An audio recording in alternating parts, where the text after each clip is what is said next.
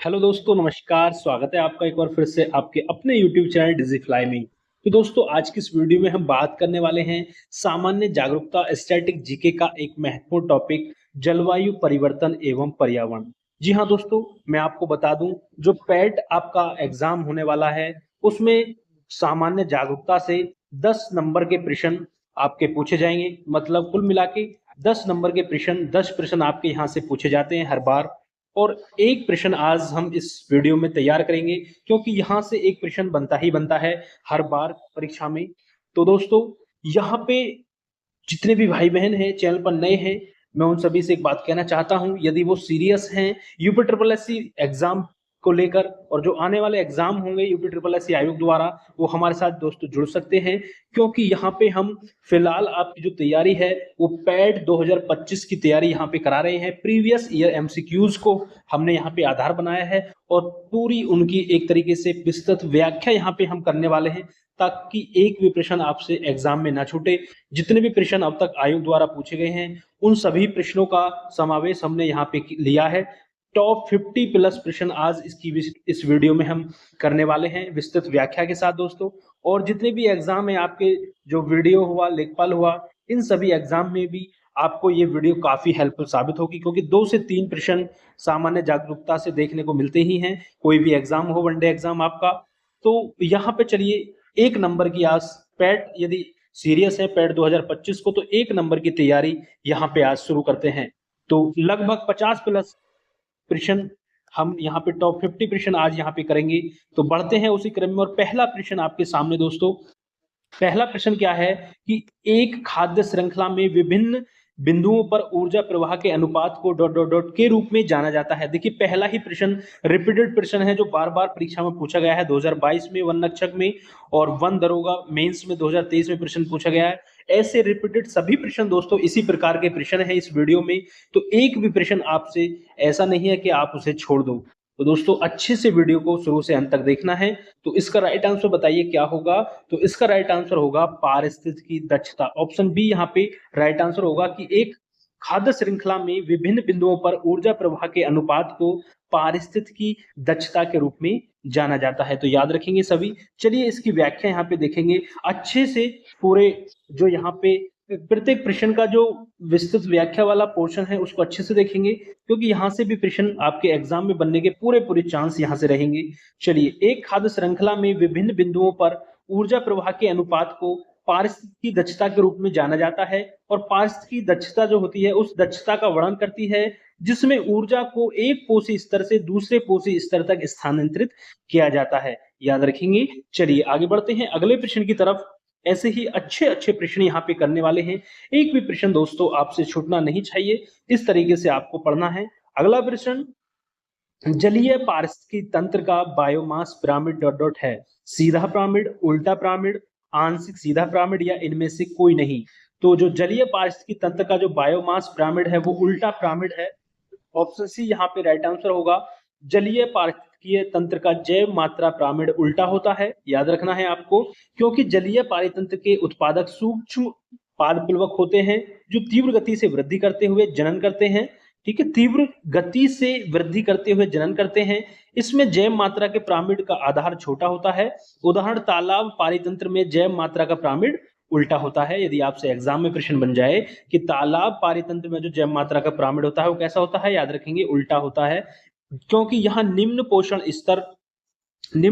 स्तर पर उत्पादों की संख्या तो अधिक होती है, लेकिन उनका आकार कम होने से उनकी सकल सदैव जो है आपकी जैव मात्रा कम होती है, सकल जैव मात्रा।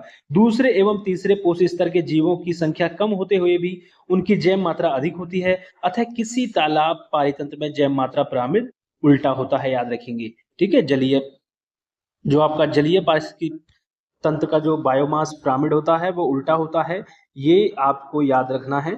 चलिए अगला प्रश्न बढ़ेंगे दोस्तों। सभी प्रश्नों को ऐसे ही हम बहुत अच्छे तरीके से यहाँ पे कवर करेंगे, तो बिल्कुल धैर्य बना के दोस्तों अच्छे से पढ़ें, क्योंकि एक ही वीडियो से आपका एक नंबर पक्का यहाँ पे हो जाएगा, ये मेरी गारंटी है दोस्तों। बस आपको थोड़ा सा पेशेंस रख के चीजों को पढ़ना है। चलिए अगला प्रश्न, निम्न में से कौन सी किरणें वायुमंडल में उपस्थित ओजोन परत द्वारा अवशोषित होती हैं।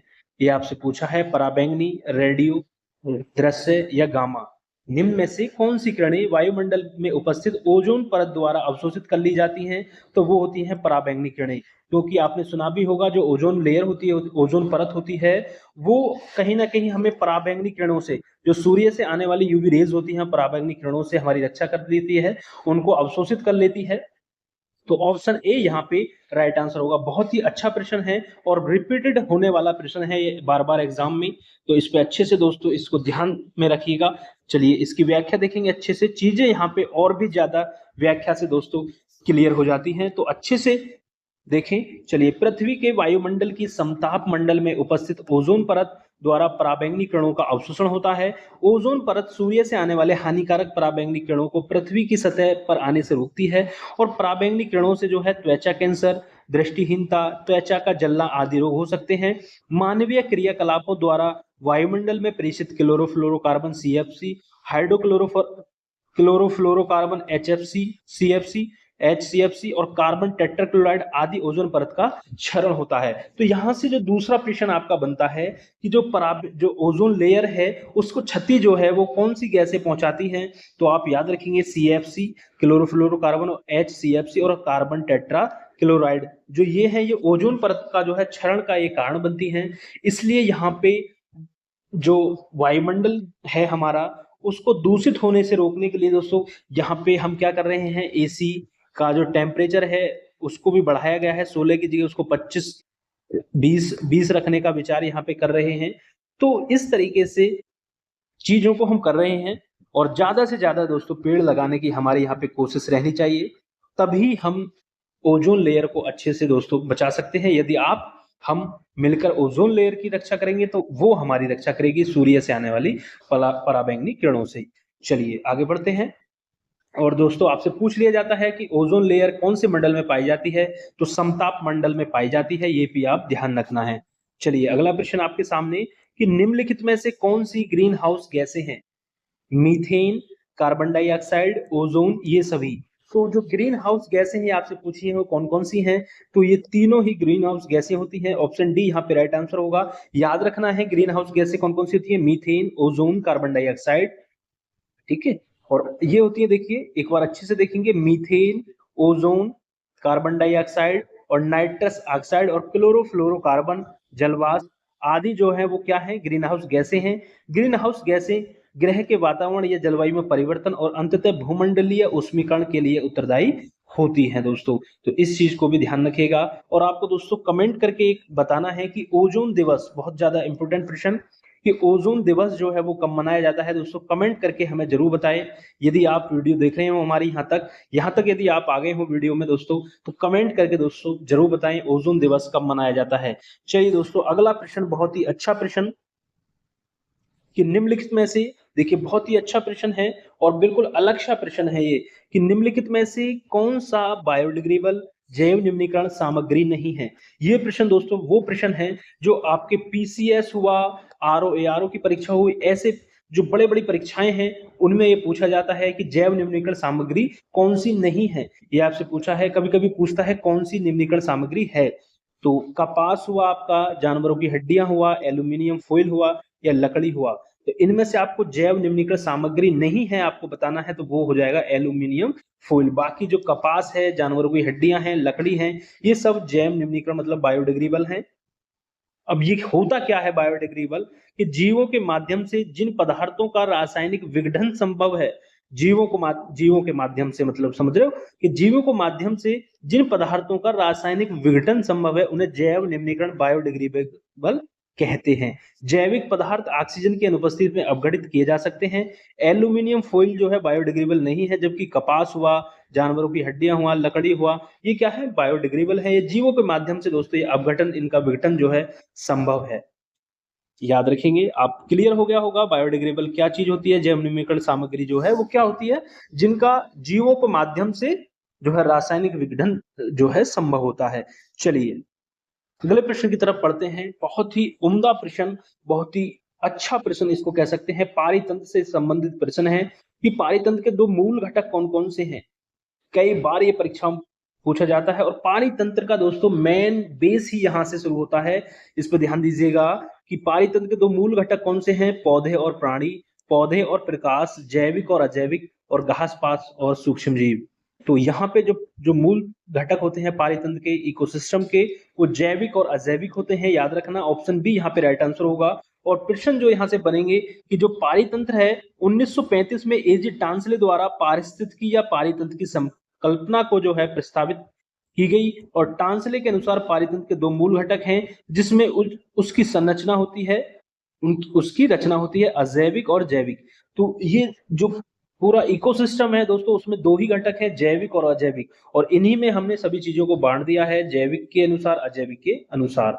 तो ये चीजें आपको याद रखनी है। दो घटक हैं। 1935 में इसकी जो संकल्पना किसने प्रस्तावित की थी, एजी टांसले ने, पूछा जाता है। चलिए आगे बढ़ते हैं। और ये इकोसिस्टम शब्द देखिए ये पूछ लिया जाता है, मैं आपको ये बताने ही वाला था। देखिए आपके सामने ही प्रश्न आ गया। और देखिए रिपीटेड प्रश्न कितनी बार, देखिए 2 बार तो यही रिपीट हुआ है। तो ये ऐसा प्रश्न है तो परीक्षा में आपको कहीं ना कहीं देखने को मिल ही जाएगा कि सर्वप्रथम पारिस्थितिकी तंत्र जो इकोसिस्टम है उस शब्द का प्रयोग किसने किया था सर्वप्रथम। तो वो एजी टांसले थे, 1935 में उन्होंने किया था। व्याख्या में हमने ये चीजें पढ़ ली है ऊपर प्रश्न में, ठीक है। एजी टांसले ने 1935 में ये किया था, पारितंत्र इकोसिस्टम का सर्वप्रथम प्रयोग। चलिए यहाँ पे देखेंगे इस प्रश्न की व्याख्या क्या है कि पारिस्थितिकी तंत्र इकोसिस्टम शब्द का सर्वप्रथम प्रयोग अंग्रेज पारिस्थितिकीविद एजी टांसले ने अपनी पुस्तक इकोलॉजी में किया था, ठीक है। इनकी पुस्तक का नाम याद रखेंगे, इकोलॉजी में किया था। पौधे, जीव जंतु एवं भौतिक पर्यावरण को सामूहिक रूप से पारिस्थितिकी तंत्र कहा जाता है। पारिस्थितिकी वह विज्ञान है जिसके अंतर्गत किसी क्षेत्र में रहने वाले विभिन्न जीवों को परस्पर संबंधों और भौतिक पर्यावरण से उनके संबंधों का अध्ययन किया जाता है दोस्तों।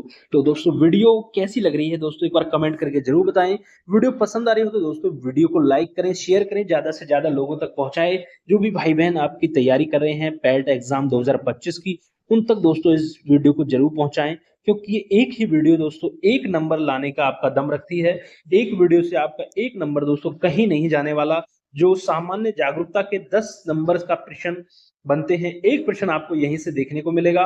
तो आप अच्छे से इस वीडियो को देखिएगा। और आज ये हमारी सामान्य जागरूकता की दोस्तों लास्ट वीडियो है, क्योंकि यहाँ पे हमने जितने भी टॉपिक सामान्य जागरूकता के हैं वो सभी करा दिए हैं दोस्तों। प्रीवियस ईयर एमसीक्यू जितने भी पूछे गए हैं तो सभी को आप यदि देख लेते हैं तो 10 नंबर आपके कहीं नहीं जाने वाले। अच्छे से यदि मन लगाकर आप देख लेते हैं, चैनल पर मिल जाएंगे वो हमारी सारी वीडियोस। और ये सामान्य जागरूकता की आज ही अंतिम वीडियो है, यहां से एक प्रश्न बनना ही बनना है। चलिए अगला प्रश्न, किसी विशेष भौगोलिक क्षेत्र में पाए जाने वाले पशु साम्राज्य को क्या कहते हैं। फ्लोरा कहते हैं, बायोस्फीयर कहते हैं, या फाना कहते हैं, या उपरोक्त में से कोई नहीं। मतलब क्या है, कहने का मतलब कि किसी विशेष भौगोलिक क्षेत्र में पाए जाने वाले पशु साम्राज्य को क्या कहते हैं। तो पशु साम्राज्य को कहते हैं फौना। क्या कहते हैं, फौना कहते हैं, याद रखेंगे। और वनस्पति साम्राज्य को क्या कहते हैं, फ्लोरा कहते हैं। मैं आपको अभी यहाँ पे क्लियर करूंगा। ऑप्शन बी यहाँ पे प्रश्न का राइट आंसर होगा। तो व्याख्या देख लेते हैं। चलिए एक और प्रश्न यहाँ से तैयार करेंगे कि किसी विशेष भौगोलिक क्षेत्र में पाए जाने वाले पशु साम्राज्य को कहते हैं फौना, तथा किसी विशेष भौगोलिक क्षेत्र में पाए जाने वाली वनस्पतियों के समूह को या वनस्पतियों के साम्राज्य को कहते हैं फ्लोरा। याद रखेंगे, फौना पशु साम्राज्य और फ्लोरा आपका वनस्पति साम्राज्य, वनस्पतियों का समूह। किसी विशेष भौगोलिक क्षेत्र में पाए जाने वाले वनस्पतियों के समूह को फ्लोरा कहते हैं, ठीक है। दोनों फ्लोरा और फौना बार बार परीक्षा में पूछा जाता है। पैट हुआ, आपका टेट हुआ, सभी परीक्षाओं में पूछा जाता है। ये प्रश्न बहुत ही उम्दा प्रश्न है दोस्तों, इसको आप तैयार कर लीजिएगा, एक नंबर आपका कहीं नहीं जाने वाला। चलिए आगे बढ़ते हैं। अगला प्रश्न आपके सामने कि निम्नलिखित में से, अगला प्रश्न क्या है, निम्नलिखित में से, ये आपसे प्रश्न पूछा है, निम्नलिखित में से कौन सा अजैविक नहीं है, पानी, हवा, मृदा या कवक। ये आपसे पूछा है।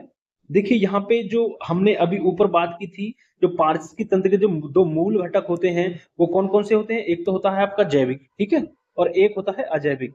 अब यहाँ पे अजैविक और जैविक से भी प्रश्न बना, क्या बना, आपसे प्रश्न बना है कि निम्नलिखित में से कौन सा अजैविक नहीं है, आपको बताना है। तो यहाँ पे आपको जैविक घटक कौन से होते हैं, कौन कौन से जैविक घटक होते हैं, कौन कौन से अजैविक होते हैं, वो चीजें आपकी इस प्रश्न में यहाँ पे क्लियर हो जाएंगी। तो अजैविक कौन सा नहीं है इनमें, ये आपसे पूछा है। तो ऑप्शन डी यहाँ पे राइट आंसर होगा। कवक जो है वो अजैविक नहीं है, बाकी पानी हुआ, हवा हुआ, मृदा हुआ, वो अजैविक हैं। दोस्तों इसकी मैं आपको ट्रिक भी बताऊंगा किस तरीके से आप इसको अच्छे से याद रख सकते हैं ताकि एग्जाम में आपसे प्रश्न गलत ना हो। चलिए, विकल्प के अनुसार पानी, हवा, मृदा अजैविक घटक हैं, जबकि कवक जो है जैविक घटक है। जैविक घटक के अंतर्गत पर्यावरण में रहने वाले सभी जीव जंतु सम्मिलित हैं, जिसमें जलचर, नभचर व स्थलीय जीव हैं आते हैं। और प्रकाश एवं तापीय जैविक घटकों के अंतर्गत पोषण जीवित रहने के लिए अत्यंत जरूरी होता है, जैसे मृदा, आर्द्रता, हवा और स्थल गति, ये क्या है, अजैविक घटक होते हैं दोस्तों। अब यहाँ पे दोस्तों मैं थोड़ी सी ट्रिक आपको बता देता हूं जिससे आपकी कभी गलती नहीं कर पाओगे जैविक और अजैविक को यहाँ पे ढूंढने में। तो जो जैविक होते हैं दोस्तों, कहीं ना कहीं उनमें जीवन एक तरीके से होता है, कह लीजिएगा जिनमें जीवन होता है वो आते हैं जैविक घटक, ठीक है।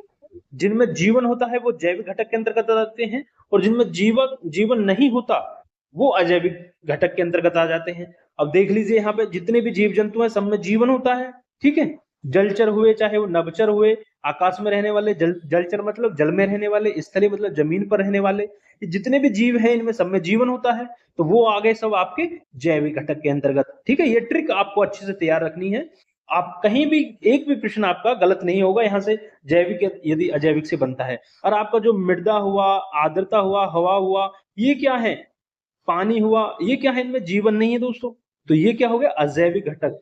बल्कि इसमें इसका क्या होता है कि जो जो ये जितने भी जीव हैं इनको जीवित रहने के लिए, इनके जीवन के लिए दोस्तों ये चीजें आवश्यक हैं, ये चीजें क्या है, आवश्यक हैं, ठीक है। बस इतना सा अंतर है, आप याद रख लीजिएगा। जैविक घटक वो जिनमें जीवन होता है, अजैविक जिनमें जीवन नहीं होता। बस छोटी सी ट्रिक याद रख लीजिएगा। और कंसेप्ट आपका दोस्तों यहाँ पे पूरा क्लियर कर ही दिया है मैंने। कंसेप्ट दोस्तों क्लियर जरूर होना चाहिए, ट्रिक तभी काम करती है जब आपका कंसेप्ट पूरा अच्छे से क्लियर रहे, ठीक है।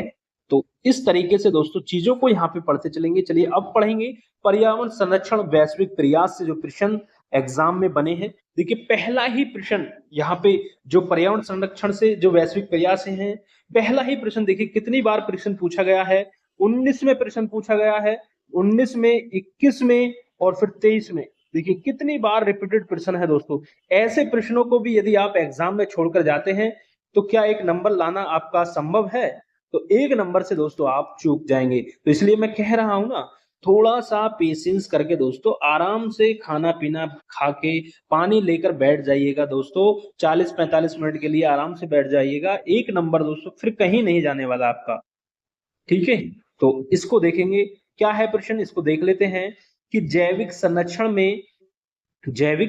में प्रकाशित एक नए अध्ययन के अनुसार किस मुद्दे के कारण कई अनोखे जानवर और पौधे विलुप्त हो जाएंगे। मानव पशु संघर्ष, जल की आग, ग्रीन हाउस गैस या स्थानिक रोग। तो ये पूछा है कि जैविक संरक्षण में एक प्रकाशित हुआ एक अध्ययन, उसमें किस मुद्दे के कारण कई अनोखे जानवर और पौधे विलुप्त हो जाएंगे। तो ये पूछा है, तो किस कारण हो जाएंगे, वो हो जाएंगे आपके ग्रीन हाउस गैस के उत्सर्जन के कारण, ठीक है। ग्रीन हाउस गैस के उत्सर्जन के कारण ये जो है कई अनोखे जानवर और पौधे विलुप्त हो जाएंगे। चलिए इसको और अच्छे से यहाँ पे व्याख्या के माध्यम से हम इसको क्लियर करेंगे। क्या है कि जर्नल जैविक संरक्षण में बायोलॉजिकल कंजर्वेशन में प्रकाशित एक नए अध्ययन के अनुसार यदि ग्रीन हाउस गैस उत्सर्जन में वृद्धि जारी रही तो दुनिया के सबसे खूबसूरत प्राकृतिक स्थानों के लिए अद्वितीय जानवर और पौधे विलुप्त होने का सामना करेंगे। हालांकि पेरिस समझौते में वैश्विक तापमान को पूर्व औद्योगिक काल के 2 डिग्री सेल्सियस से कम की वृद्धि तक सीमित रखना है, जिससे जलवायु परिवर्तन के दुष्प्रभाव को कम किया जा सकता है दोस्तों। चलिए आगे बढ़ते हैं अगले प्रश्न की तरफ। बहुत ही उम्दा प्रश्न ये यहाँ पे रहा, करंट अफेयर की दृष्टि से दोस्तों बहुत ही अच्छा प्रश्न। चलिए, नए प्रौद्योगिकी का उपयोग करके ईंधन की बढ़ी हुई दक्षता से मनुष्य और पर्यावरण को कैसे लाभ होता है। ईंधन का उत्पादन बढ़ेगा, ईंधन उत्पादन की लागत घट जाएगी, या रिजर्वायर संचय में ईंधन की मात्रा बढ़ेगी, या प्रदूषण और खपत में कमी आएगी। लेखपाल मेंस परीक्षा 2022 में प्रश्न पूछा गया है। तो प्रदूषण और खपत में कमी आएगी। ऑप्शन डी यहाँ पे राइट आंसर होगा। नई प्रौद्योगिकी का उपयोग करके जो ईंधन की बढ़ी हुई दक्षता है उससे मनुष्य और पर्यावरण को प्रदूषण और खपत में कमी आएगी। इस तरीके से लाभ पहुंचेगा पर्यावरण को भी और मनुष्य को भी। चलिए आगे बढ़ते हैं। इसकी व्याख्या को अच्छे से शानदार तरीके से समझने का प्रयास यहाँ पे करिएगा। नई प्रौद्योगिकी का उपयोग करके ईंधन की बढ़ी हुई दक्षता से मनुष्य और पर्यावरण दोनों को लाभ होता है, जिससे पर्यावरण प्रदूषण और ईंधन खपत में कमी आएगी। ईंधन की बढ़ती हुई दक्षता को हम ऊर्जा के नवीकरणीय स्रोत कौन कौन से, खनिज तेल जो कि एक क्षयशील संसाधन के हैं, के विपरीत जैव ईंधन का उत्पादन अक्षय स्रोतों से किया जाता है। ऐसे में सैद्धांतिक रूप से जैव ईंधन के उत्पादन और इसके उपयोग को अनंत काल तक स्थायी रूप से जारी रखा जा सकता है। चलिए आगे बढ़ेंगे। अगला प्रश्न आपके सामने कंप्यूटर ऑपरेटर 2020 की परीक्षा में प्रश्न पूछा गया है कि पर्यावरण वन एवं जलवायु परिवर्तन मंत्रालय MOEFCC ने अक्टूबर 2019 में भारत में इनमें से किस दुर्लभ और लुप्तप्राय प्रजाति की संख्या की गणना करने का पहला राष्ट्रीय प्रोटोकॉल आरंभ किया था? याद रखेंगे, हिम तेंदुआ इसका राइट आंसर होगा। ठीक है, हिम तेंदुआ इसका राइट आंसर होगा दोस्तों। और दोस्तों यदि आपको पता नहीं है कि एग्जाम कब है तो मैं आपको बता दूं, इसका एग्जाम आपका जो पैट 2025 का जो एग्जाम है वो 6 और 7 सितंबर को होने वाला है। 4 पालियों में ये परीक्षा होगी। तो आपके पास 1 महीने का समय है, ये मान लीजिएगा अच्छे से पूरा 1 महीना है हमारे पास। यहाँ पे हम पूरा अच्छे से तैयारी करेंगे। बहुत जल्दी दोस्तों करंट अफेयर की क्लासेस में आपके लिए लाऊंगा, जहां से 10 नंबर की करंट अफेयर आपसे पूछा जाता है। उन सभी को दोस्तों अच्छे से करेंगे। और बहुत जल्द मैं एक वीडियो आपके लिए लाऊंगा कि कहां से आप अच्छे नंबर गेन कर सकते हैं, किन टॉपिकों को आप तैयार करके बहुत कम समय में बहुत अच्छे नंबर यहाँ पे ला सकते हैं। उन चीजों को हम डिस्कस करेंगे उस वीडियो में। कैसे मैंने 1 महीने पढ़ के दोस्तों नौकरी करने के साथ साथ 8 घंटे की नौकरी करने के साथ साथ मैंने कैसे 1 महीने पढ़ के 65+ नंबर यहाँ पे प्राप्त किए, उस वीडियो में मैं आपको बताऊंगा दोस्तों। चलिए आगे बढ़ते हैं। अगला प्रश्न आपके सामने, चिपको आंदोलन संबंधित है, किससे संबंधित है? चिपको आंदोलन पादप संरक्षण से, बाघ परियोजना से, घड़ियाल परियोजना से या पदप प्रजनन से? जो चिपको आंदोलन है दोस्तों पादप संरक्षण से है। चिपको आंदोलन का थोड़ा सा मैं आपको बता दूं, यहाँ पे क्या हुआ था, पेड़ों से लोग चिपक गए थे। जो महिलाएं थी वो पेड़ों से चिपक गए थे, पेड़ पौधों को काटने नहीं दे रहे थे, तो विरोध जताया था पेड़ों से चिपक कर। जो चमोली, उत्तराखंड के चमोली जिले की ये घटना है। चलिए इसके ऊपर बात करेंगे। चिपको आंदोलन क्या है कि यह एक पर्यावरण रक्षा पादप संरक्षण का आंदोलन था।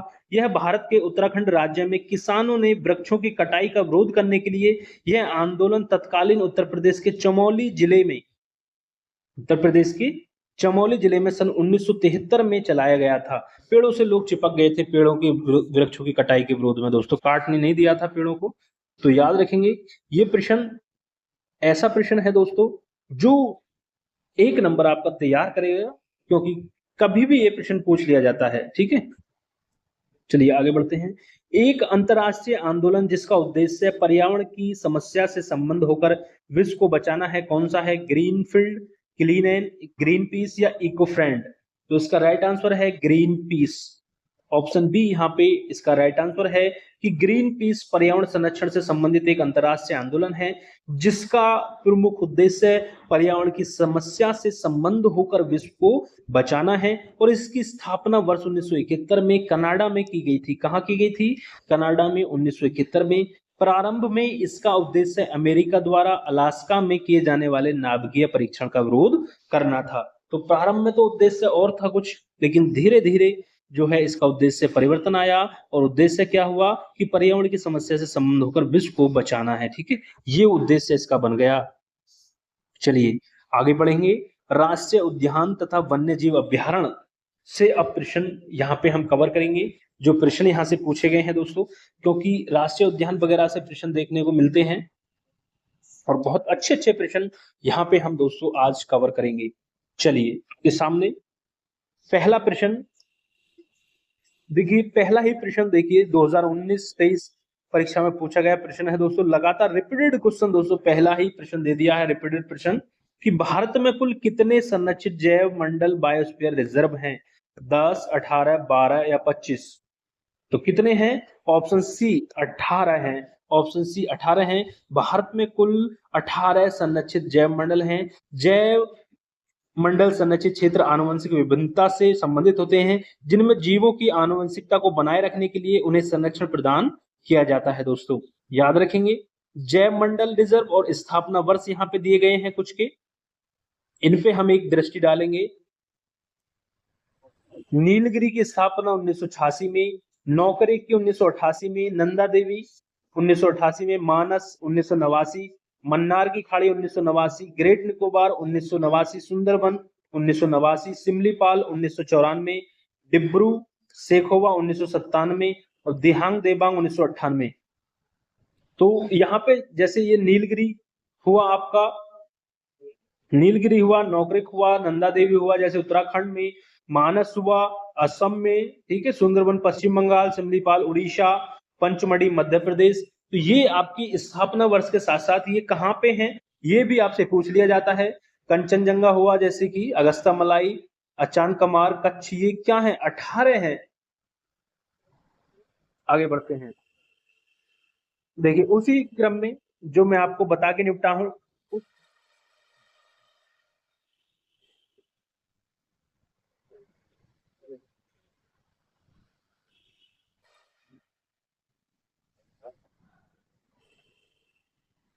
देखिए उसी क्रम में अगला प्रश्न कि दुधवा राष्ट्रीय उद्यान हमारे राज्य के निम्न में से किस जिले में स्थित है?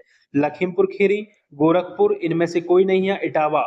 तो दुधवा राष्ट्रीय उद्यान जो है वो लखीमपुर खीरी में स्थित है, लखीमपुर खीरी जिले में। याद रखेंगे, कई बार परीक्षा में ये पूछा गया प्रश्न है। चलिए, मोहना और सोहला, मोहना और सोहला नदी के बीच 775 वर्ग किलोमीटर जो है वर्ग वन क्षेत्र के रूप में 1861 में आरक्षित किया गया। 1977 में सरकार ने लखीमपुर खीरी जिले के 614 वर्ग किसी क्षेत्र को दुधवा राष्ट्रीय उद्यान के रूप में आरक्षित घोषित किया। दुधवा से लगभग 30 किलोमीटर की दूर स्थित एक अन्य आरक्षित क्षेत्र किशनपुर अभ्यारण्य को मिलाकर 1988 में दुधवा टाइगर रिजर्व जो है बनाया गया। चलिए आगे, दुधवा याद रखेंगे। अगला प्रश्न बहुत ही उम्दा प्रश्न, और यहाँ से कैसे कैसे प्रश्न बनते हैं मैं इसको भी यहाँ पे क्लियर करूंगा कि काजीरंगा राष्ट्रीय उद्यान कहाँ है? असम में है, ठीक है, कहाँ है? और एक सींग वाले गैंडे के लिए जो प्रसिद्ध है वो है काजीरंगा आपका, ठीक है, ये भी प्रश्न आपका बनता है, ठीक है। और भी यहाँ पे उद्यान है जो महत्वपूर्ण उद्यान है जो प्रश्न में पूछे जाते हैं। काजीरंगा राष्ट्रीय उद्यान जो है असम राज्य में स्थित है, कान्हा नेशनल पार्क मध्य प्रदेश में स्थित है, पेरियार नेशनल केरल में स्थित है, पेरियार केरल में, और सुंदरबन नेशनल पार्क आपका पश्चिम बंगाल राज्य में स्थित है। दोस्तों इन चारों को अच्छे से तैयार कर लीजिएगा, एग्जाम में कोई सा भी आपसे एग्जाम में पूछा जा सकता है। चलिए आगे बढ़ते हैं, अगला प्रश्न आपके सामने कि किश्तवाड़ राष्ट्रीय उद्यान भारत के निम्नलिखित में से किस राज्य एवं केंद्र शासित प्रदेश में स्थित है? जम्मू कश्मीर, चंडीगढ़, पंजाब या उत्तराखंड? तो बताइए इसका राइट आंसर क्या होगा। जम्मू कश्मीर में है किश्तवाड़ राष्ट्रीय उद्यान। किश्तवाड़ नेशनल पार्क जम्मू कश्मीर राज्य के किश्तवाड़ जिले में चिनाब नदी के समीप अवस्थित है। Dachigam national park, Salim Ali national park, Kazinag national park, Hemis national park आदि जो है वो जम्मू कश्मीर में अवस्थित नेशनल पार्क हैं। इनको भी विस्तृत व्याख्या में जो ये उद्यान दिए हैं, पार्क दिए हैं, इनको भी आप याद रखेंगे। दाचीग्राम पूछा जाता है, ठीक है, बहुत बार पूछा गया दाचीग्राम। चलिए आगे बढ़ते हैं, अगला प्रश्न आपके सामने क्या है। अगला प्रश्न देखिए, कितनी बार परीक्षा में पूछा गया प्रश्न है कि भरतपुर में स्थित पक्षी अभ्यारण्य राष्ट्रीय उद्यान नाम है, क्या नाम है उसका? ठीक है, भरतपुर में जो स्थित है आपका पक्षी अभ्यारण्य, उसका क्या नाम है? तो बहसरोणगढ़ अभ्यारण्य, दर्रा अभ्यारण्य, घाटप्रभा या केवला देव घाना राष्ट्रीय उद्यान? तो यही राइट आंसर होगा ऑप्शन सी, जो केवला देव राष्ट्रीय पक्षी उद्यान है, अभ्यारण्य है, ये भरतपुर में स्थित है। ठीक है, भरतपुर में स्थित पक्षी अभ्यारण्य या राष्ट्रीय उद्यान का नाम केवला देव घाना राष्ट्रीय उद्यान है। यह राजस्थान के भरतपुर जिले में स्थित है। घाटप्रभा पक्षी अभ्यारण्य बेलगाम कर्नाटक में स्थित है। ठीक है, घाटप्रभा कहाँ पे है? कर्नाटक में है। और इससे पहले मुकुंदरा हिल्स नेशनल पार्क के नाम से जाना जाता था। इसको घाटप्रभा पक्षी अभ्यारण्य का पहला नाम क्या था? Mukundra hills national park. अब बहसरोगढ़ है वो अभ्यारण्य चित्तौड़गढ़ राजस्थान में स्थित है। चलिए आगे बढ़ते हैं, अगला प्रश्न आपके सामने अभ्यारण्य से संबंधित महत्वपूर्ण प्रश्न। कि दांडेली वन्य जीव अभयारण्य भारत के किस राज्य में स्थित है? केरल, तेलंगाना, तमिलनाडु या कर्नाटक? तो इसका राइट आंसर होगा कर्नाटक। देखिए ये प्रश्न भी आपका लगातार रिपीट प्रश्न है, 2019 में, 2023 में पूछा गया प्रश्न। दांडेली दांडेली वन्य जीव अभयारण्य भारत के किस राज्य में स्थित है? आप कहेंगे दांडेली है आपके कर्नाटक में स्थित है। ऑप्शन डी यहाँ पे राइट आंसर हो जाएगा। विस्तृत व्याख्या देखेंगे कि दांडेली वन्यजीव अभयारण्य भारत के कर्नाटक राज्य में स्थित है। यह अभयारण्य 866.41 वर्ग किलोमीटर क्षेत्र में फैला हुआ है और यह अभयारण्य पक्षी प्रेमियों का स्वर्ग कहा जाता है। पक्षी प्रेमियों का स्वर्ग कहा जाता है। यहाँ पक्षियों की लगभग 200 प्रजातियां पाई जाती हैं और यहाँ के प्रमुख जीव हॉर्नबिल, ब्लैक पैंथर, मालाबार गिलहरी, मंटजैक भौंकने वाला हिरण जिसको बोलते हैं, हाथी, किंग कोबरा, मगरमच्छ आदि जीव यहाँ पे पाए जाते हैं दोस्तों। तो पक्षी प्रेमियों का स्वर्ग इसे कहा जाता है, दांडेली वन्यजीव अभयारण्य, जो कि आपके कर्नाटक राज्य में है। याद रखेंगे इस चीज को। चलिए आगे बढ़ते हैं अगले प्रश्न की तरफ। अगला प्रश्न क्या है आपके सामने की किठम झील, अगला प्रश्न क्या है? किठम झील और सुर सरोवर पक्षी अभयारण्य निम्नलिखित में से किस शहर के पास स्थित है? झांसी, लखनऊ, कानपुर या आगरा? तो इसका राइट आंसर होगा आगरा। देखिए प्रश्न भी 2019-2023 परीक्षा में पूछा गया प्रश्न है, लोअर एग्जाम और वन दरोगा में, कि किठम झील और सुर सरोवर पक्षी अभयारण्य किस शहर के पास स्थित है? आगरा। Option D. किठम झील सिकंदरा से 12 किलोमीटर और आगरा से 20 किलोमीटर दूर नेशनल हाईवे NH2 पर स्थित है। किठम झील के साथ एक पक्षी विहार भी है जिसे सूर सरोवर पक्षी विहार के नाम से जो है जानते हैं। इस पक्षी विहार में स्थानीय प्रवासी पक्षियों की 100 से ज्यादा प्रजातियां हैं। साथ ही 12 प्रजातियों के स्तनपायी और 18 प्रजातियों के सरीसृप का भी यह ठिकाना है। चलिए आगे अगले प्रश्न की तरफ बढ़ते हैं दोस्तों। वीडियो पसंद आ रही हो तो वीडियो को लाइक शेयर करना ना भूलें दोस्तों। यहाँ पे जितने भी लोग सीरियस हैं पैट 2025 को लेकर, मैं बार बार कह रहा हूं दोस्तों, अच्छे से वीडियो को शुरू से अंत तक देखना है, बिना स्किप किए। यदि आप वीडियो को देख लेते हैं तो बहुत ही अच्छा आप यहाँ पे कर जाओगे, ये मेरा वादा है। चलिए, इराविकुलम राष्ट्रीय उद्यान किस राज्य में स्थित है? कर्नाटक, केरल, असम या आंध्र प्रदेश? तो इराविकुलम जो राष्ट्रीय उद्यान है वो केरल में स्थित है। ऑप्शन सी यहाँ पे राइट आंसर होगा कि इराविकुलम राष्ट्रीय उद्यान केरल राज्य के इडुक्की जिले में पश्चिमी घाट में स्थित है, जिसका क्षेत्रफल 97 वर्ग किलोमीटर है। यह उद्यान तितलियों, जानवरों और पक्षियों के अनेक दुर्लभ प्रजातियों के लिए जाना जाता है। यह उद्यान चाय के बागान और साथ ही लहरदार पर्वतों पर धुंध की चादर का एक नजारा पेश करता है। इराविकुलम राष्ट्रीय उद्यान केरल में स्थित है। चलिए आगे बढ़ेंगे। थट्टेकड़ पक्षी अभयारण्य कहाँ स्थित है? केरल, पंजाब, अरुणाचल प्रदेश या गुजरात? बताइए कहाँ स्थित है थट्टेकड़ पक्षी अभयारण्य कहाँ है? केरल में है ये भी। थट्टेकड़ पक्षी अभयारण्य कोडमंगलम केरल में स्थित है। इसकी स्थापना 1983 में 25 वर्ग किलोमीटर के क्षेत्र में की गई थी। आगे बढ़ेंगे। अगला प्रश्न आपके सामने, ग्राम विकास अधिकारी 2018 की परीक्षा में प्रश्न पूछा गया है। सिर्फ फर्स्ट में क्या है प्रश्न कि भद्रा वन्य जीव अभयारण्य किस राज्य में स्थित है? केरल, कर्नाटक, मध्य प्रदेश या उत्तर प्रदेश? जो भद्रा वन्य जीव अभयारण्य है वो कहाँ स्थित है? कर्नाटक में स्थित है। अब यहाँ पे कुछ वन्य जीव अभयारण्य हैं और उनसे संबंधित राज्य हैं, इनको भी यहाँ पे हम देख लेते हैं, क्योंकि प्रश्न में आपके यहाँ से देखने को जरूर मिलेगा, एक ना एक पक्षी अभयारण्य या वन्य जीव अभयारण्य एक जरूर देखने को मिलेगा। तो यहां से वो सारे चीजें क्लियर हो जाएंगी। क्या है पहला? हजारीबाग वन्य जीव अभयारण्य झारखंड में, गिर राष्ट्रीय उद्यान गुजरात में, और जिम कार्बेट राष्ट्रीय उद्यान उत्तराखंड में, दुधवा राष्ट्रीय उद्यान उत्तर प्रदेश में, चंद्रप्रभा आपका कहाँ है? उत्तर प्रदेश में, शिमलीपाल आपका उड़ीसा में, मधुमलाई वन्य जीव अभयारण्य तमिलनाडु में, बांदीपुर राष्ट्रीय उद्यान कर्नाटक में, भद्रा वन्य जीव अभयारण्य कर्नाटक में, पाखल वन्य जीव अभयारण्य तेलंगाना, और मानस राष्ट्रीय उद्यान आपका कहाँ है? असम में है। ठीक है, मानस राष्ट्रीय उद्यान आपका असम में है दोस्तों। तो ये जितने भी वन्य जीव अभयारण्य थे ये सभी के सभी दोस्तों मोस्ट इंपोर्टेंट हैं। मोस्ट इंपोर्टेंट इनको कह लीजिएगा, स्क्रीनशॉट ले लीजिएगा, चाहे एक ना एक प्रश्न यहाँ से दोस्तों बनेगा ही बनेगा। तो अच्छे से इसका स्क्रीनशॉट ले लीजिएगा, एक प्रश्न आपका जरूर पूछा जाएगा, क्योंकि सभी वन्य जीव जितने भी वन्य जीव अभयारण्य हैं सभी परीक्षा की दृष्टि से बहुत ही ज्यादा महत्वपूर्ण है। चलिए आगे चलते हैं। अगला प्रश्न आपके सामने प्रदूषण से संबंधित प्रश्न है। क्या प्रश्न है कि निम्नलिखित में से क्या जलीय निकाय में होने वाले प्रदूषण में योगदान नहीं करता? भारी धातु, माइक्रोप्लास्टिक, ओजोन या कीटनाशक? तो इसका राइट आंसर होगा ओजोन। जबकि भारी धातु हुई, माइक्रोप्लास्टिक हुई, कीटनाशक हुए, या ये क्या करते हैं? ये प्रदूषण में योगदान देते हैं, जलीय प्रदूषण में सभी योगदान देते हैं, ओजोन नहीं देता। ऑप्शन बी यहाँ पे राइट आंसर होगा। इसकी व्याख्या को यहाँ पे देखेंगे। जल के भौतिक, रासायनिक व जैविक अभिलक्षणों में होने वाले अनापेक्षित परिवर्तन को ही जल प्रदूषण कहते हैं। प्रमुख जल प्रदूषक भारी धातु, माइक्रोप्लास्टिक, कीटनाशक, आर्सेनिक, फ्लोराइड व यूरेनियम हैं, जो वर्तमान में जल प्रदूषण का प्रमुख कारण है। ठीक है, कौन कौन से हैं? फ्लोराइड, यूरेनियम, आर्सेनिक, माइक्रोप्लास्टिक, ये क्या है? सब जल प्रदूषण करते हैं। ये जितनी भी चीजें हैं, जितनी भी धातु हैं। जबकि ओजोन जो है वो जल प्रदूषण का कारण नहीं है।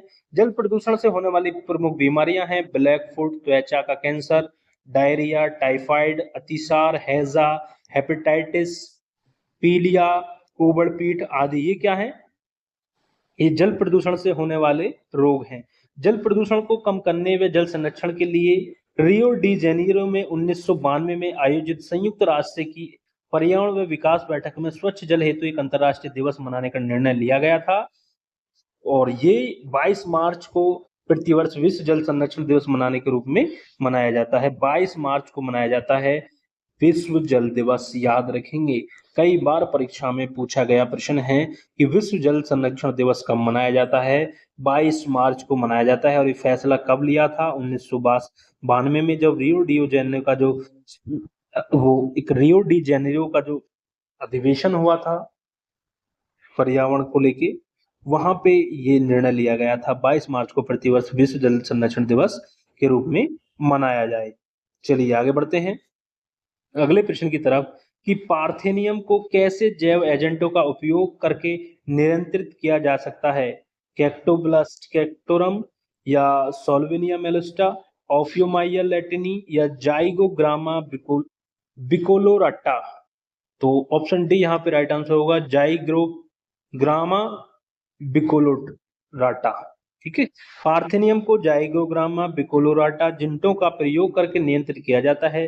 पार्थेनियम या गाजर घास आयतित गेहूं के साथ आने वाली प्रजाति है, जो परागकण एलर्जी का कारक होती है। गाजर के जैसे दिखने के कारण इसे गाजर घास के नाम से जाना जाता है। ऑप्शन डी यहाँ पे राइट आंसर होगा।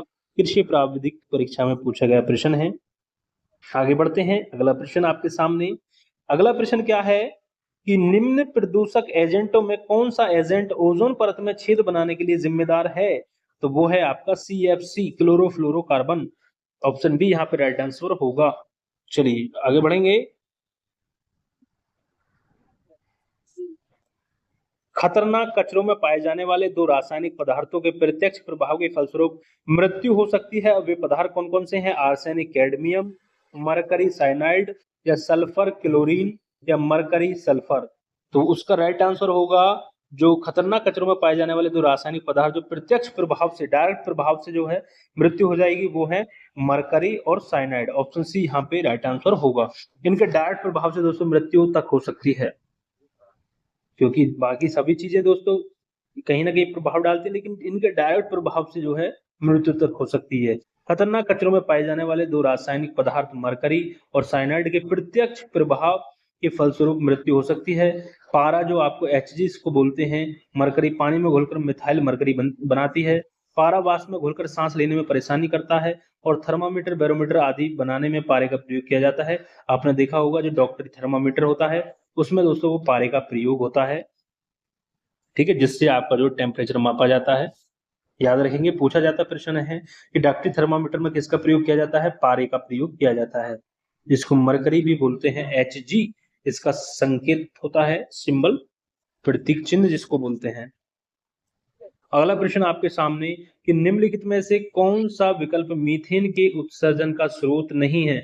आपसे पूछा है मीथेन के उत्सर्जन का स्रोत नहीं है। ऑप्शन ए यहाँ पे राइट आंसर हो जाएगा, मोटर वाहन। क्या हो जाएगा? मोटर वाहन। चलिए आगे बढ़ते हैं। देखिए यहाँ पे कई प्रश्न हैं जो यहाँ पे हमें तैयार करने हैं। क्या है, व्याख्या को देखेंगे कि मीथेन मिथेनोजेनिक नामक जीवाणु द्वारा जैविक प्रक्रिया से उत्पन्न होता है। चावल और धान के खेतों तथा गन्ने के खेतों में जल भराव एवं उष्ण प्रकृति की मिट्टी मिथानोजेनेसिस हेतु आदर्श स्थिति प्राप्त करती है। ठीक है, मिथोजेनिस वास्तव में मीथेन और कार्बन डाइऑक्साइड का उत्पादन है जो मिथोजेनिक द्वारा संचालित जैविक प्रक्रियाओं द्वारा उत्पन्न होता है। धान के खेतों में प्रयुक्त जैविक पदार्थ को मीथेन के उत्सर्जन के संभावित स्रोत हैं, जैसे कि चावल की भूसी, धान के खेत, गन्ने के खेत तथा पशुधन मीथेन के उत्सर्जन का स्रोत है। तो यहाँ से जो प्रश्न पूछते हैं वो यही प्रश्न बनते हैं कि धान के खेत से जो है कौन सी गैस उत्सर्जन होता है, मीथेन गैस का। चावल की भूसी से मीथेन गैस का, गन्ने के खेत से तथा पशुधन से मीथेन गैस का उत्सर्जन होता है, याद रखेंगे। मोटर वाहन मीथेन उत्सर्जन का स्रोत नहीं है, ये कार्बन मोनोऑक्साइड, CO एवं सल्फर डाइऑक्साइड SO2 आदि गैस उत्पन्न करते हैं मोटर वाहन। इसलिए इसका राइट आंसर क्या था, ऑप्शन ए था, मोटर वाहन। चलिए आगे बढ़ते हैं। अगला प्रश्न आपके सामने, बहुत ही छोटा सा प्रश्न, घुमाने वाला प्रश्न, दिमाग को घुमाने वाला प्रश्न कि फ्लाई एश क्या है। CO2, एस के लघु कण, कार्बनिक कणीय पदार्थ या NO2। बताइए क्या है फ्लाई एश, क्या होता है। पहली बार दोस्तों एक क्वेश्चन आप देख रहे होंगे, फ्लाई एश किसे कहते हैं, तो इसका आंसर होगा ऑप्शन सी, एस के लघु गुण। उड़ान राख मतलब फ्लाई एश किसको बोलते हैं, उड़न राख। एस के लघु कण है। उड़न राख बहुत सी चीजों जैसे कोयला को जलाने से निर्मित पदार्थ जो महीन कणों से निर्मित होती है। ये हल्के कण उत्सर्जित गैसों के साथ ऊपर उठ जाते हैं। जो राख ऊपर नहीं उठती वह पैंदी की राख कहलाती है। कोयले से चलने वाले विद्युत संयंत्रों से उत्पन्न फ्लाई ऐश उड़न राख प्राय चिमनियों से ग्रहण कर ली जाती है। याद रखेंगे फ्लाई ऐश क्या होता है। आगे बढ़ते हैं। ताजमहल से संबंधित बहुत अच्छा प्रश्न कि ताजमहल को किसके प्रभाव का खतरा है, SO2, I2, HNO3 या PB। तो सल्फर डाइऑक्साइड का खतरा है, क्योंकि अम्ल वर्षा सल्फर डाइऑक्साइड के कारण होती है, SO2 और NO2 के कारण। तो जो अम्ल वर्षा होती है वो ताजमहल की बिल्डिंग के लिए हानिकारक है। तो ऑप्शन ए यहाँ पे राइट आंसर होगा कि मुगल बादशाह शाहजहां द्वारा बनवाए गए ताजमहल को सल्फर डाइऑक्साइड से खतरा है। आजकल कारखानों से निकलने वाला SO2, N2O ताजमहल के पत्थरों का क्षरण हो रहा है, जिससे ताजमहल की चमक फीकी पड़ती जा रही है। चलिए आगे बढ़ेंगे अगले प्रश्न की तरफ। अगला प्रश्न आपके सामने कि कोलीफॉर्म जीवाणुओं की संख्या निम्नलिखित में से किससे के बारे में एक अनुमान प्रदान करती है। रक्त में ई कोलाई संक्रमण, आंत्र में ई कोलाई की उपस्थिति, नदी के जल में सूक्ष्म जीव संदूषण या डिब्बा बंद भोजन में सूक्ष्म जीव का संदूषण। तो जो कोलीफॉर्म जीवाणु की संख्या है वो किसके अनुमान में प्रदान करती है, नदी में जल में सूक्ष्म जीवों का संदूषण, ऑप्शन सी। जो कोलीफॉर्म जीवाणु की संख्या नदी के जल में सूक्ष्म जीव संदूषण के बारे में एक अनुमान प्रदान करती है। कोलीफॉर्म विशिष्ट जीवाणुओं का समूह होता है जो मिट्टी, खराब सब्जी और पशु के मल और गंदे जल में पाए जाते हैं। लोअर एग्जाम 2019 शिफ्ट फर्स्ट की परीक्षा में पूछा गया प्रश्न है। आगे बढ़ेंगे अगले प्रश्न की तरफ। क्या है अगला प्रश्न, भूक्षरण किसके द्वारा रोका जा सकता है, पक्षी जनसंख्या बढ़ाकर, वनस्पति हटाकर, वनारोपण या अतिचराई। देखिए जो भूक्षरण का मतलब है भूमि का क्षरण होने से रोकना, मतलब जो भूमि बारिश वगैरह पड़ने पर जो मिट्टी बह जाती है उसको रोकने के लिए क्या करा जा सकता है, पक्षी जनसंख्या बढ़ाकर नहीं, वनस्पति हटाकर, यदि आप पेड़ पौधों को हटाओगे तो और ज्यादा भूक्षरण होगा, ये भी नहीं होगा। अतिचराई, यदि आप पेड़ पौधों को चरवाहे के रूप में, चारे के रूप में प्रयोग कर लोगे तो मिट्टी बह जाएगी। तो वन रोपण मतलब वन का रोपण करके पेड़ पौधों को लगाकर ही मिट्टी को रोका जा सकता है, मतलब भूक्षरण रोका जा सकता है। ऑप्शन बी यहाँ पे राइट आंसर होगा कि मृदा अपरदन जिसको बोलते हैं। भूक्षरण का अर्थ मृदा कणों का किसी भी बाह्य कणों जैसे तेज हवा, वर्षा द्वारा मिट्टी का स्थानांतरण होना। मृदा क्षरण अधिकतर मृदा उर्वरता का ह्रास करता है। मृदा अपरदन को रोकने के लिए निम्न उपाय हैं, वनारोपण करना, समुच्च जुताई करना, पट्टीदार खेती करना, ये भूक्षरण रोकने के उपाय हैं। चलिए आगे बढ़ते हैं अगले प्रश्न की तरफ दोस्तों। एक एक प्रश्न बहुत ही अच्छा उम्दा प्रश्न और बहुत ही कठिन प्रश्न भी आपको देखने में लग रहे होंगे। कुछ प्रश्न ऐसे भी हैं जो आपको देखने में दोस्तों कठिन लग रहे होंगे, कोई बात नहीं, अच्छे से दोस्तों सभी प्रश्नों को करना है। वनों की कमी दोस्तों कमेंट करके जरूर बताइएगा। हर प्रश्न का यदि आपको कितने प्रश्न आप पे बन रहे हैं उनकी साथ के साथ दोस्तों कमेंट करते चलिएगा। अगला प्रश्न की वनों की कमी, नगरीकरण और प्रदूषण का बढ़ना सभी निम्नलिखित में से किस कारण से है? ग्रीन हाउस प्रभाव, ओजोन रिक्तीकरण, वैश्विक तापन या आबादी बढ़ना। तो वनों की कमी, नगरीकरण, प्रदूषण का बढ़ना, ये किसके कारण है? ये आबादी के बढ़ने से। जब लोग ज्यादा बढ़ेंगे तो सारी चीजें हो रही हैं आबादी के बढ़ने से। ऑप्शन डी यहाँ पे राइट आंसर होगा। चलिए अब आगे यहाँ पे बढ़ते हैं और हरित गृह प्रभाव एवं जलवायु परिवर्तन से जो प्रश्न पूछे गए हैं उन सभी प्रश्नों को अब यहाँ पे देखेंगे। निम्नलिखित में से कौन सी गैस ग्रीन हाउस गैस नहीं है, ये आपसे पूछा है। तो हमने अभी पढ़ा है जो मीथेन होती है, जलवाष्प होता है, कार्बन डाइऑक्साइड होता है, ये सब क्या होती है? ग्रीन हाउस गैस है। नाइट्रोजन ग्रीन हाउस गैस नहीं होती। ऑप्शन बी यहाँ पे राइट आंसर होगा। और देखिए ये प्रश्न, इसको दोस्तों आप अच्छे से दिमाग में बैठा लीजिएगा, 1 नंबर आपका पक्का हो जाएगा, क्योंकि ये 2019-2021 रिपीटेड प्रश्न है, ये जो बार बार परीक्षा में रिपीट होता है प्रश्न। ठीक है, अच्छे से याद कर लीजिएगा। जो ग्रीन हाउस गैसें हैं कौन कौन सी होती हैं, मैंने आपको बताया, मीथेन, जलवाष्प, कार्बन डाइऑक्साइड, ये सब क्या है? ग्रीन हाउस गैसें हैं। नाइट्रोजन गैस जो है वो ग्रीन हाउस गैस नहीं है। यह वायुमंडल में सबसे अधिक मात्रा में पाई जाने वाली गैस है। देखिए नाइट्रोजन से यदि आप बात करें, एक प्रश्न बन जाता है। क्या प्रश्न बनता है? मैं आपको बता दूं कि वायुमंडल में सबसे अधिक मात्रा में पाई जाने वाली जो गैस है वो अकेली नाइट्रोजन गैस है। यूएस पर्यावरण सुरक्षा एजेंसी के मुताबिक जो गैसें ऊष्मा को वायुमंडल से बाहर नहीं जाने देती उन्हें ग्रीन हाउस गैसें कहते हैं। मतलब क्या कहना है? ग्रीन हाउस गैस किसे कहते हैं? जो गैसें वायुमंडल से ऊष्मा को, गैसों की ऊष्मा को बाहर नहीं जाने देती उनको ग्रीन हाउस गैस कहते हैं। मतलब जो वायुमंडल को गर्म करने पे जाती है, मतलब जो ऊष्मा को बाहर नहीं निकलने देती, तो वायुमंडल क्या होगा? गर्म होगा। तो उन सभी को, जिन जिन गैसों के कारण वो गर्म होता है, उन सभी को ग्रीन हाउस गैस कहते हैं। जैसे कि कार्बन डाइऑक्साइड, मीथेन हुआ, नाइट्रस ऑक्साइड हुआ, जलवाष्प हुआ आदि। ग्रीन हाउस गैसों में सबसे ज्यादा उत्सर्जन कार्बन डाइऑक्साइड गैस का होता है और इस गैस का उत्सर्जन पेट्रोलियम ईंधन के रूप में होता है। धान के खेत में पशु के जुगाली करने से CH4 गैस उत्सर्जित होती है। चलिए आगे बढ़ते हैं।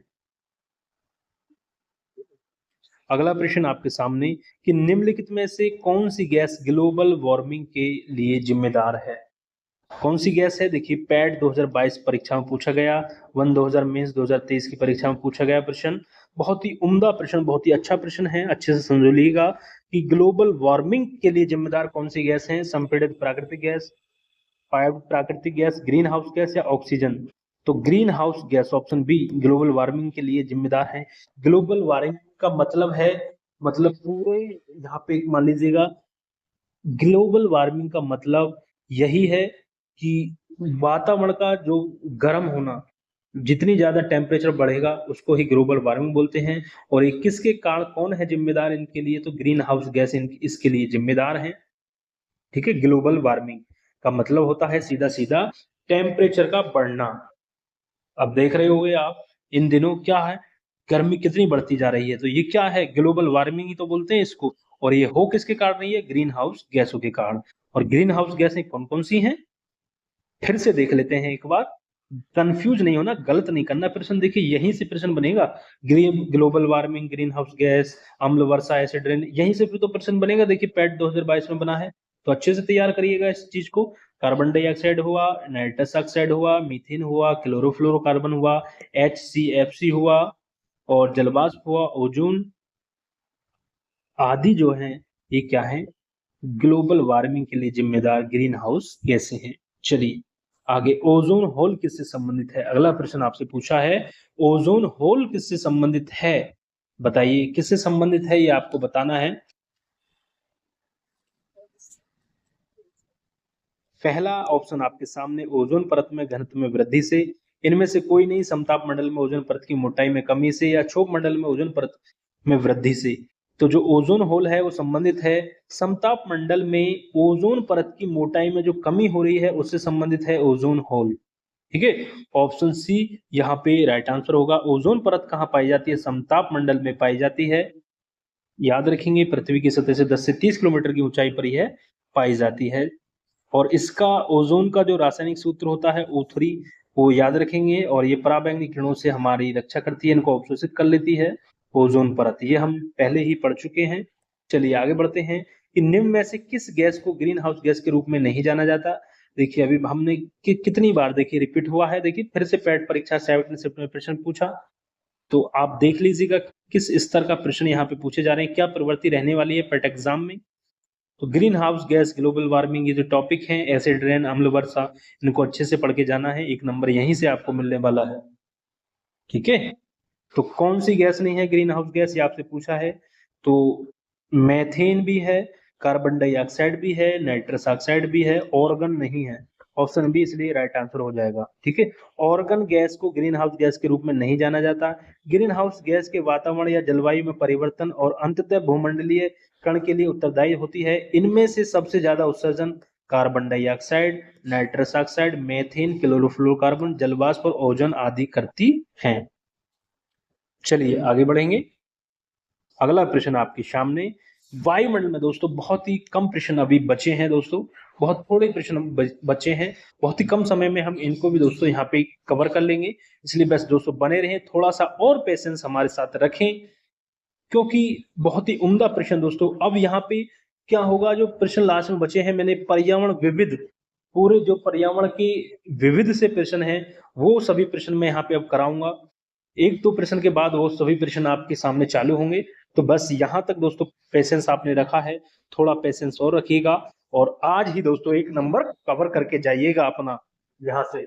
चलिए प्रश्न को पढ़ते हैं कि वायुमंडल में ग्रीन हाउस गैसें पृथ्वी के अधिकांश उत्सर्जित ... को अवशोषित करती हैं, जो निचले वायुमंडल को गर्म करती हैं। तो कौन से क्या करते हैं, अवरक्त विकिरण को अवशोषित कर लेती हैं।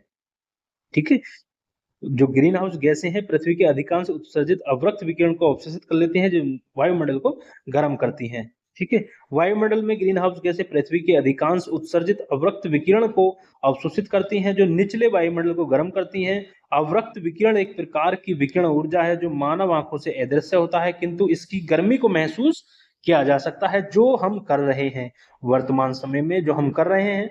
और ये दोस्तों करना ही पड़ेगा, बढ़ती जा रही है चीजें, ग्लोबल वार्मिंग दोस्तों बढ़ता जा रहा है। ठीक है, क्योंकि ग्रीन हाउस गैसें कम नहीं हो रही हैं, इनका भी स्तर बढ़ रहा है, तो सीधी सी ग्लोबल वार्मिंग भी बढ़ेगी। अगला प्रश्न आपके सामने बहुत ही ज्यादा इंपोर्टेंट प्रश्न, ग्लोबल वार्मिंग का अपेक्षित परिणाम है किससे, तटीय रेखा में परिवर्तन, समुद्र के स्तर में वृद्धि, फसल पैटर्न में परिवर्तन, ये सभी। तो ऑप्शन सी, ग्लोबल वार्मिंग का जो अपेक्षित परिणाम है ये सभी, ऑप्शन सी। पैट 2022 वन दरोगा मेंस 2023 में प्रश्न पूछा गया प्रश्न। तो आप देख लीजिएगा कि आयोग कैसे रिपीटेड करता है प्रश्नों को, तो इसलिए प्रीवियस ईयर एमसीक्यूज कितना महत्वपूर्ण है आपको ये तो अंदाजा अब तक दोस्तों लग ही गया होगा, क्योंकि बार बार रिपीट होते हैं प्रश्न यूपीएससी आयोग द्वारा। चलिए, वायुमंडल में ग्रीन हाउस गैसें मीथेन, कार्बन डाइऑक्साइड तथा क्लोरोफ्लोरोकार्बन के बढ़ने के कारण पृथ्वी के औसत तापमान में होने वाली बढ़ोतरी को ग्लोबल वार्मिंग कहा जाता है। इसकी वजह से जलवायु परिवर्तन होता है। इसके अपेक्षित परिणाम कौन कौन से हैं, समुद्र के स्तर में वृद्धि, तटीय रेखा में परिवर्तन, फसल पैटर्न में परिवर्तन, वर्षा तथा सूखा, घटती हिमरेखा और पिघलते ग्लेशियर इत्यादि। अगला प्रश्न, निम्नलिखित में से क्या एक ग्रीन हाउस गैस नहीं है। देखिए कितनी बार ग्रीन हाउस, ओजोन परत, ग्रीन हाउस, ग्लोबल वार्मिंग, यहीं से प्रश्न बार बार परीक्षा में बन रहे हैं। तो कौन सी है ग्रीन हाउस गैस नहीं है, जलवाष्प भी है, ओजोन भी है, नाइट्रस ऑक्साइड भी है, कार्बन मोनोऑक्साइड जो है वो ग्रीन हाउस गैस नहीं है। ऑप्शन डी, कार्बन डाइऑक्साइड है, CO2 है, CO नहीं है, CO नहीं है ग्रीन हाउस गैस। याद रखना, कंफ्यूज नहीं होना, ये कंफ्यूज करने वाला सवाल है एग्जाम में दोस्तों। प्रश्न यही प्रश्न है, यही वो प्रश्न है जो दोस्तों एग्जाम में हर किसी से गलत हो जाता है, इसलिए यहाँ पे ज्यादा ध्यान दीजिएगा। जो कार्बन मोनोऑक्साइड और कार्बन डाइऑक्साइड में जो अंतर है वो यही है, कार्बन डाइऑक्साइड जो है ग्रीन हाउस गैस है, कार्बन मोनोऑक्साइड जो ग्रीन हाउस गैस नहीं है। ठीक है, सबसे कंफ्यूजन सवाल यही है। चलिए इसको अच्छे से कवर करिएगा, क्लियर कर लीजिएगा चीजों को। वायुमंडल में उष्मारोधी गैसों की मात्रा बढ़ जाने के कारण वायुमंडल के औसत तापमान में वृद्धि हो जाने को ही ग्रीन हाउस प्रभाव अथवा भूमंडलीय तापमान कहा जाता है। ग्रीन हाउस गैस की संकल्पना सर्वप्रथम 1824 ईस्वी में जोसेफ फोरियर ने की थी। किसने की थी? Joseph Fourier. इसका नाम याद रखना है। कब की थी? 1824 में। वायुमंडल में पाई जाने वाली प्रमुख ग्रीन हाउस गैस कौन सी है? जलवाष्प, carbon dioxide gas, dioxide, methane CH4 जिसको कहते हैं, नाइट्रस ऑक्साइड NO2 जिसको कहते हैं, ओजोन O3 जिसको कहते हैं, और तथा जबकि कार्बन मोनोऑक्साइड जो है CO एक ग्रीन हाउस गैस नहीं है। क्योटो प्रोटोकॉल अंतरराष्ट्रीय समझौते के तहत जो UNFCCC United nation framework convention on climate change से संबंध है, ग्रीन हाउस प्रभाव को कम करने के लिए फरवरी 2005 में प्रभावी कर दिया गया है। आगे बढ़ते हैं अगले प्रश्न की तरफ। निम्न गैसों में से कौन सी ग्रीन हाउस गैस नहीं है? ये आपसे पूछा है, कौन सी नहीं है बताइए। O2 ऑक्सीजन नहीं है, बाकी ये भी है, CH4 मीथेन भी है, कार्बन डाइऑक्साइड भी है, नाइट्रस ऑक्साइड भी है। ठीक है, ये तीनों है। O2 इसका राइट आंसर हो जाएगा। चलिए आगे बढ़ेंगे। कई बार हमने इसकी व्याख्या देख ली है, आगे बढ़ेंगे।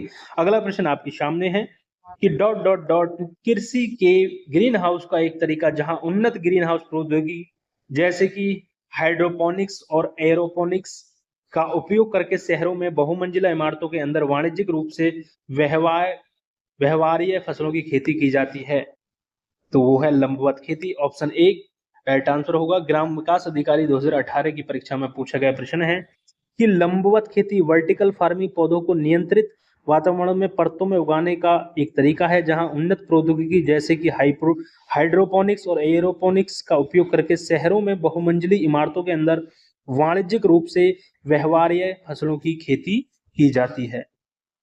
चलिए अगला प्रश्न। इस प्रश्न के बाद दोस्तों अब आएंगे पर्यावरण विविध से पूछे जाने वाले प्रश्न। कृषि क्षेत्र से उत्पन्न होने वाले मीथेन गैस के अतिरिक्त एक मुख्य ग्रीन हाउस गैस GHG क्या है? Green house nitrogen oxide, sulphur dioxide, ammonia या आर्सेनिक। तो nitrous oxide N2O option A यहाँ पे राइट आंसर होगा। कृषि क्षेत्र से उत्पन्न होने वाली मीथेन और nitrous oxide gas greenhouse gas है। भूमि से नाइट्रोजन प्राप्त करके ऑक्सीजन से क्रिया करके नाइट्रस ऑक्साइड बनती है। चलिए अब बात करेंगे दोस्तों जिसका हम सभी को इंतजार था, पर्यावरण विविध से जो प्रश्न, जो दोस्तों मोस्ट इंपोर्टेंट प्रश्न है उनको यहाँ पे देखेंगे। पूरा पर्यावरण का निचोड़ यहाँ पे 5 से 6 प्रश्नों पे हम यहाँ पे कवर करेंगे, जो कि आपके करंट अफेयर की दृष्टि से भी बहुत महत्वपूर्ण होंगे। पहला प्रश्न आपके सामने कि निम्नलिखित में से किस राज्य ने सर्वप्रथम भूमिगत जल की कमी से बचने के लिए प्रत्येक भवन में बारिश के पानी के संग्रह को अनिवार्य कर दिया था? महाराष्ट्र सरकार ने, महाराष्ट्र, गुजरात राज्य ने, तमिलनाडु ने या बिहार ने? तो वो था तमिलनाडु। तमिलनाडु ने क्या किया? देखिए कितना रिपीटेड क्वेश्चन है बार बार। ये दोस्तों पर्यावरण के जान है ये प्रश्न।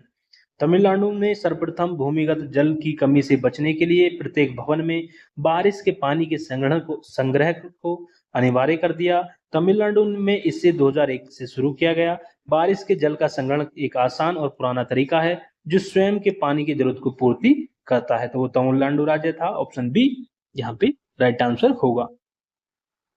अगला प्रश्न आपके सामने कि कराधान कानून संशोधन अधिनियम 2017 ने डॉट डॉट डॉट से स्वच्छ ऊर्जा उपकर को प्रतिस्थापित किया है।